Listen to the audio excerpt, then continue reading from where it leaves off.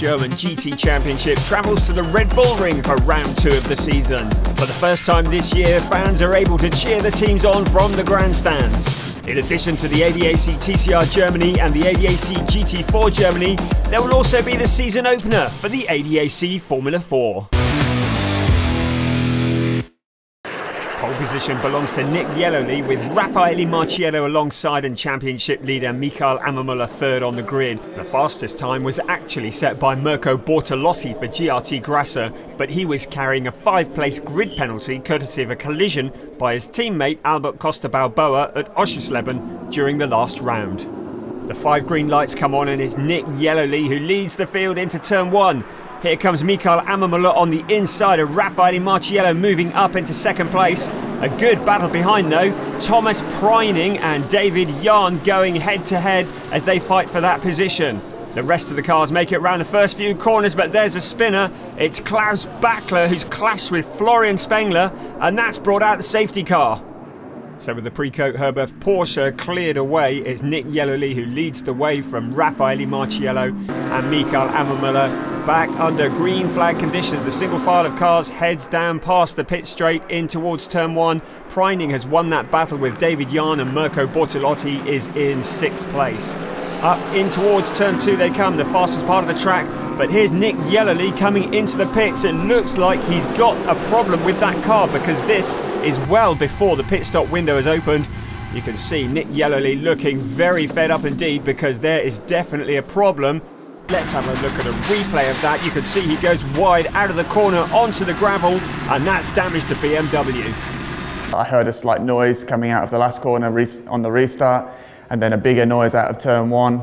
And unfortunately, the first time I turned left, which was in turn 6, the damper failed on the rear right, and yeah, that was me out and in the gravel. So pretty disappointing because I feel we could have fought at the front, definitely in the top 3, and yeah, we'll have to rebuild and try again tomorrow.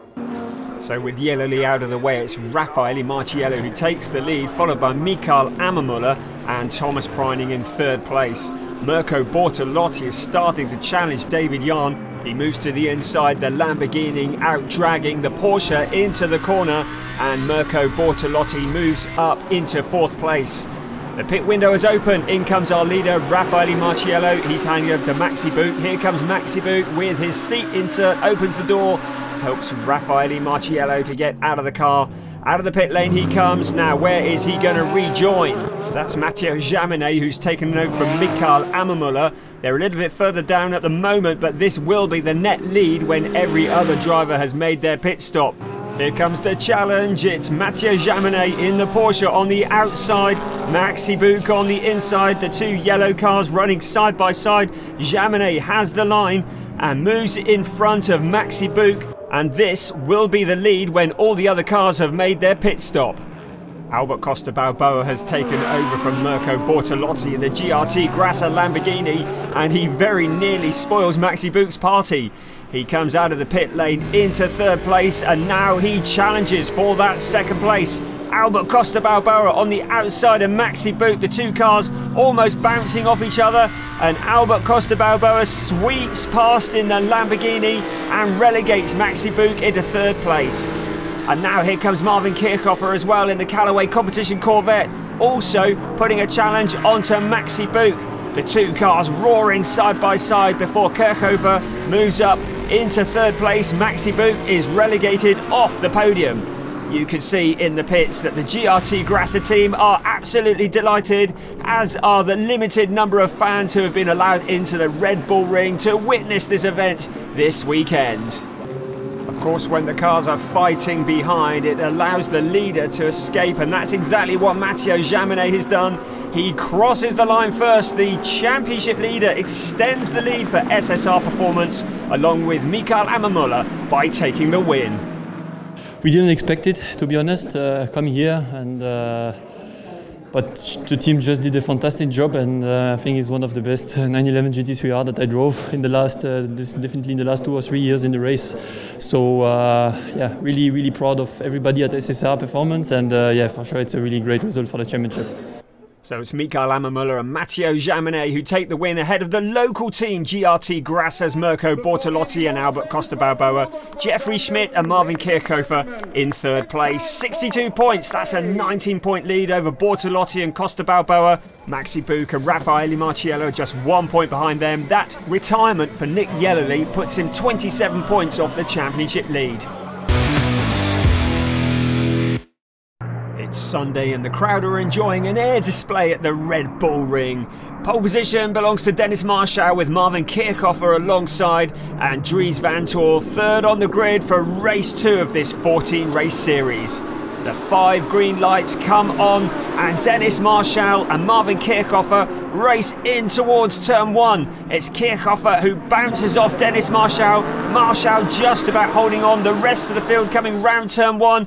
But it looks like problems behind. That's Mauro Engel. That's a massive impact into the barrier. That TalkSport WRT Mercedes is absolutely shattered. Fortunately, Mauro Engel looks to be okay, although he is understandably distraught. Let's have another look. You can see Christopher Haase and Marcus Winkelhock get together, and Mauro Engel is very much the innocent party in that. His car goes spinning into the barrier. On board with Mauro Engel, you can see how big that impact is. Engel letting go of the steering wheel just before contact with the fence. Luckily everything's okay, I'm fine, and yeah, it was a big impact. I'm very, very happy that Mercedes-AMG builds such safe cars, but I think yeah, the whole start was not good. You know, in the front they didn't accelerate, so there was a lot of unrest in the field, a lot of braking going on, accelerating, braking. So I was just trying to react to what was happening ahead of me. And at the restart, it's Marvin Kirchhofer who leads the way ahead of Dennis Marshall and Franck Pereira.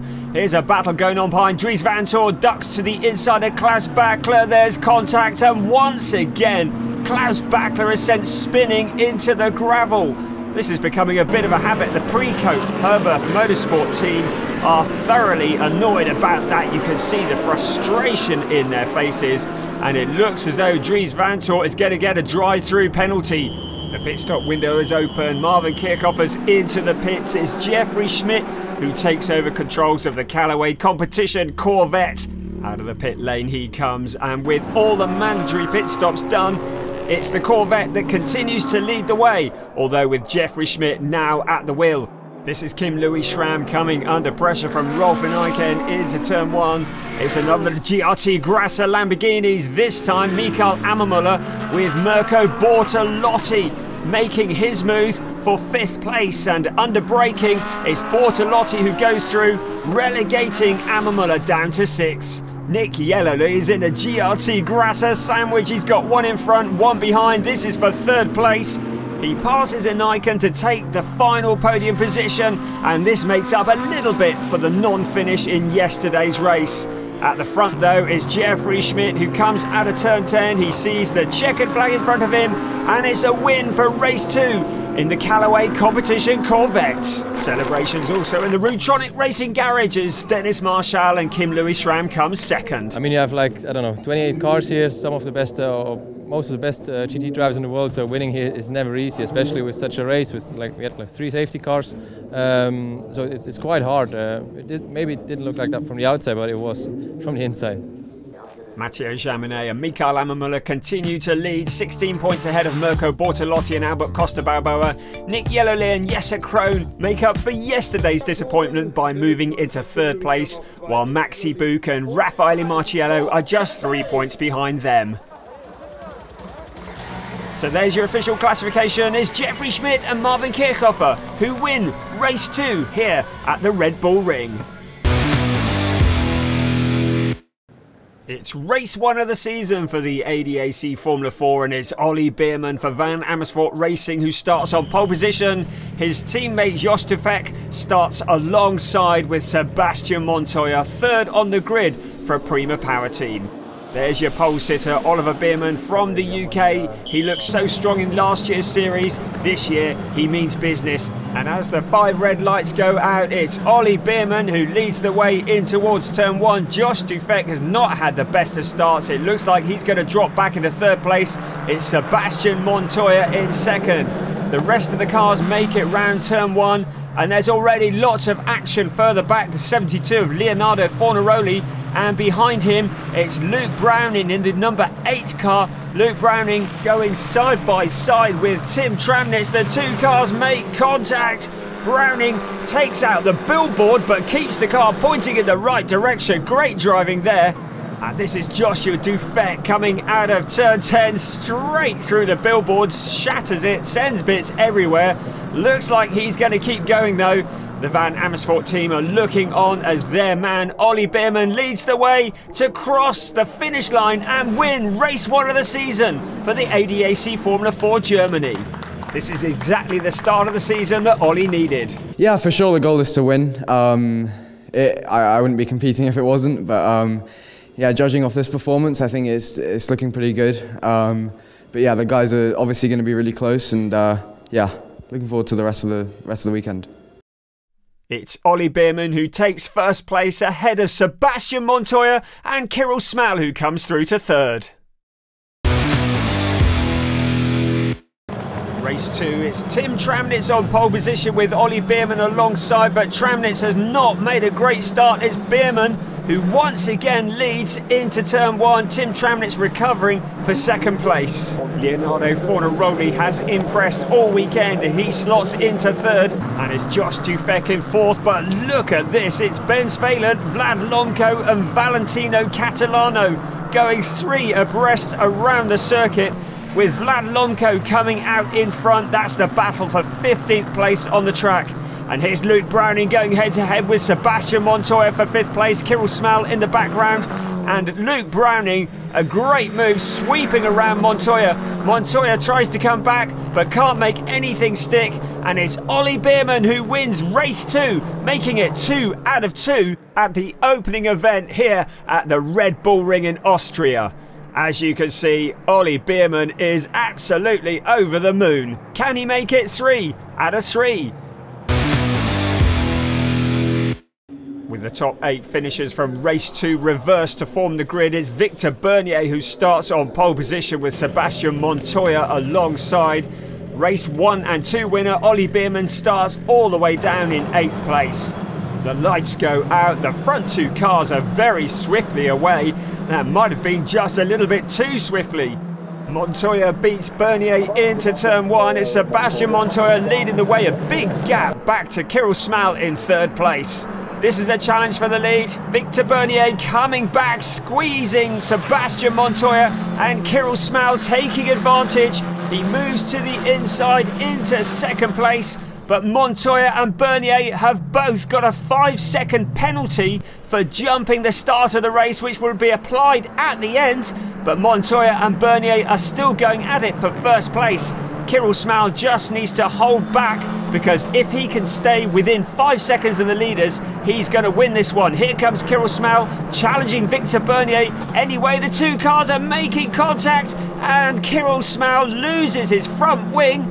Victor Bernier squeezing him out onto the gravel, and that's another penalty. This time it's a drive-through penalty for Victor Bernier. That's Ollie Beerman, the winner of races 1 and 2. He's had problems and he's retired from the race. And contact, Tim Tramnitz losing his rear wing after colliding with Francesco Braschi. But it's Sebastian Montoya who leads the way. Remember, he's carrying that 5-second penalty. He goes wide out of turn 10, gathers it all together. That hands the lead to Luke Browning. So Luke Browning from Francesco Braschi, Montoya dropping back to 3rd. Montoya's not giving up though without a fight. Here he comes on Braschi. He moves to the inside and retakes that 2nd place. Now he sees Luke Browning up ahead of him. This time he moves to the side. The 2 cars almost make contact. Montoya sweeps around the outside. Brilliant driving from Sebastian Montoya. Luke Browning staring at the back of that Prima Power Team car. Montoya crosses the line first, but with that 5-second penalty, it elevates Luke Browning up to take the win. Montoya is pretty upset. Had it not been for that jump start, this would have been his first win in the ADAC Formula 4 Germany. The classification confirms Luke Browning as the winner ahead of Francesco Braschi and Senyu Han coming home in 3rd. I came in when the team's very strong and the car's very strong. It was just a matter of me learning the track.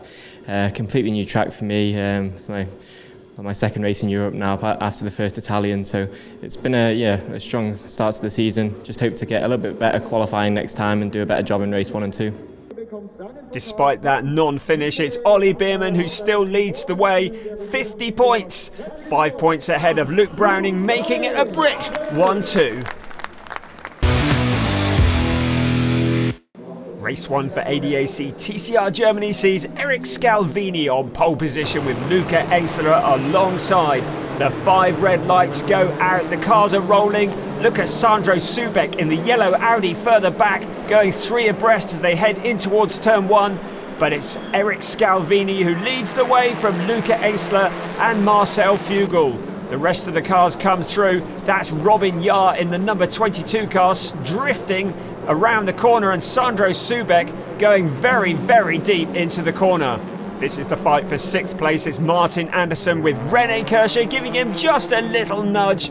There's no real damage done. Eric Scalvini still leads the way in the Cupra Leon, and you can see Scalvini, what a great shot that is as he continues. Martin Andersson now challenging Robin Jahr for 5th place. He takes him very deep into the corner, almost allowing René Kirscher through. But it's Eric Scalvini who exits turn 10 to win his first ever race in the ADAC TCR Germany. Eric Scalvini is absolutely ecstatic with that win. It's amazing. It was an amazing race, amazing victory. We are so happy. The car was really good during the whole race. Also in the last lap, the car was also quickly and consistent. We are really happy. The team, the guy did an amazing job. The car was really perfect. You can see how delighted the ADAC Motorsport team are. And there's your classification. Eric Scalvini taking the win ahead of Luca Engstler and Dominic Fugel. There's a sense of deja vu for race 2 with Eric Scalvini once again on pole position, but this time with Dominic Fugel alongside and Luca Engstler behind. And away we go, Eric Scalvini once again leading the way into turn 1. Dominic Fugel moving to the outside, but he can't make a pass. Luca Engstler slotting into 3rd. Now Luca Engstler is challenging Dominic Fugel, and René Kirscher doing a bit of drifting around turn 1. How did he hold on to that? This is a replay of him on board. He gets a tap from behind, keeps the car pointing in the right direction, but gets swallowed up by the rest of the field, and it's Sandro Subeck who was responsible for that tap from behind. Subeck has been guesting for this weekend and has been a real entertainer. We see him moving forwards again in that Audi, this time challenging Martin Andersson for 5th place. He goes around the outside. Ahead of him is Nico Gruber in 4th. Another entertainer is Patrick Singh. He started way down in 10th place, but he is already challenging for 4th place, and Singh and Gruber are running side by side, but Patrick Singh, under braking with the inside line, steals that place away from Nico Gruber. And here once again Eric Scalvini crosses the finish line to win 2 out of 2 here at the Red Bull Ring.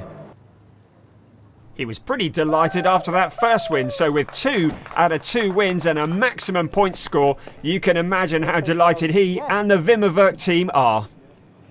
I'm really happy to fight with Luca, Dominic, all the other guys. Amazing level here in Germany. I like so much this championship. Fantastic, yeah. So that's the official classification. Eric Scalvini taking the win ahead of Dominic Fugel and Luca Engstler. Patrick Singh doing really well to come through into 4th place. And anyone who thought that Luca Engstler was going to walk the championship this year are very much mistaken, because Eric Scalvini is just 19 points off that championship lead, with Dominic Fugel 24 points behind. It's the turn of the ADAC GT4 Germany to take to the track. It's Fred Martindale on pole position with Gabriel Piana alongside. The lights go out, and it's Fred Martindale who leads into turn 1. Gabriel Piana in the BMW slotting into 2nd place. The rest of the cars come streaming through, but there's a big accident for Axel Sartingen. That Black Falcon Porsche is looking very second-hand indeed. He's made a big impact with the fence. Fortunately, Axel's all right, but the red flags are shown because the fence is badly damaged and needs to be repaired. We're back under green flag conditions, and once again Fred Martin-Dye leads the field across the line with Gabriel Piana behind and Jan Marszałkowski in third place. That's Tom Kiefer attacking Stefan Grotstolen. They're fighting for 8th and 9th place. Grotstolen holds off Kiefer, but eventually Kiefer gets past, and now Grotstolen has fallen into the clutches of Robin Rogowski. He goes deep into the corner and Rogowski goes sailing through. Grotstolen is fighting back, but now the pit window is open. Here comes the second place Gabriel Piana, handing over to Michael Schrey in the Hofer Racing by Bonk Motorsport BMW. Also into the pits is our race leader Fred Martin-Dye, handing the McLaren over to Christer Jons.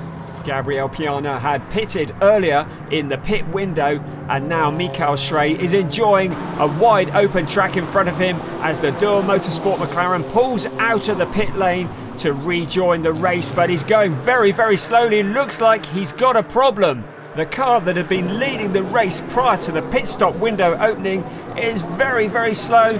It's blocking Leon Wasserthur's KTM Crossbow, who squeezes past, but it looks like Christer Jons' afternoon is over. He pulls onto the grass and his race is finished. It's Michael Schrey who leads the way with Theo Noé in second, but now Robin Falkenbach has been passed by Nicola Moller-Madsen. So Moller-Madsen taking that final podium position, because it's Michael Schrey who holds off Theo Noé to win race 1 for the ADAC GT4 Germany. You can see how close it was with Noé in the Mercedes almost catching the BMW, but Piana and Schrey take the win ahead of Marszałkowski and Theo Noé, Fetzer and Moller-Madsen third. Race 2, and once again it's the ADAC Motorsport McLaren on pole position with Christer Jons at the wheel, Theo Noé alongside and Michael Schrey third on the grid, but Schrey makes a great start and Theo Noé drops back. It's Christer Jons who leads the way, but Theo Noé is now coming back, and in the middle it's Michael Schrey, but look at Nicolai Moller-Madsen in the Porsche. He started 5th, somehow he's weaving his way through up towards turn 3, and it's Nicolai Moller-Madsen who leads the way. What an incredible drive. Theo Noé goes deep into the corner, he drops back into 4th place, Christer Jons back into 2nd. The safety car is out, and that's because there's been a really big impact. It's Alexander Tauscher who hits the barrier. Massive impact in that Porsche 718 Cayman. Fortunately, Alexander Tauscher is all okay, although he is somewhat shaken and has to be helped out of the car. But that Team Bernhard Porsche is absolutely destroyed, and the red flags are out because the barrier is damaged and has to be repaired. So repairs are all done. We are back under green flag conditions. It's Nicolai Moller-Madsen who leads the way from Theo Noé, Christer Jons, Michael Schrey and Jan Philipp Springhob. Nicolai Moller-Madsen is already coming under pressure from Theo Noé. This great battle for the lead looks set to continue. Here we go again. It's a four-way fight. Nicolai Moller-Madsen, Christer Jons, Michael Schrey trying to sweep round the outside. Noé dropping backwards. Springhob getting involved as well.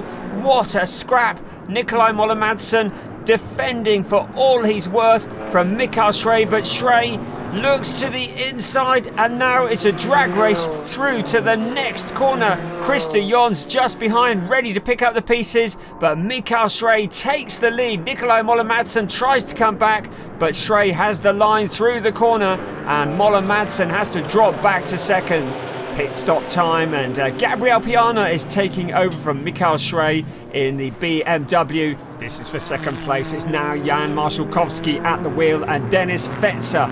Marszałkowski goes to the inside of the Porsche and moves up to 2nd place. And Mark Di Fulgentio on Fred Martin-Dye, and the two cars come together. Martin-Dye goes spinning. This is going to be another race where the ADAC Motorsport McLaren scores no points. Di Fulgentio gets a drive-through penalty for pushing another car, and he drops down the order as well. And here we are out of the final corner. It's a repeat of race 1. It's the Hofer Racing by Bonk Motorsport BMW crossing the line first with the Zakspeed Mercedes almost pushing it across the line. A great win for Gabriel Piana and Michael Schrey. Unbelievably, 4 out of 4 race wins. Yeah, it's unbelievable. Like I would, if you told me at the beginning of the season that I would have got 1 win in the season, I would have told you, okay, sounds good. But 4 and 1 behind the other, it's really incredible. So there's the official classification. Gabriel Piana and Michael Schrey taking the win ahead of Jan Marszalkowski and Teo Noe, with Nikolai Moller-Madsen and Dennis Fetzer in third. Who can stop the steamroller that is Gabriel Piana and Michael Schrey? They now lead the championship 100 points out of 100, with Falkenbach and Di Fulgentio in second, Fetzer and Moller-Madsen in third.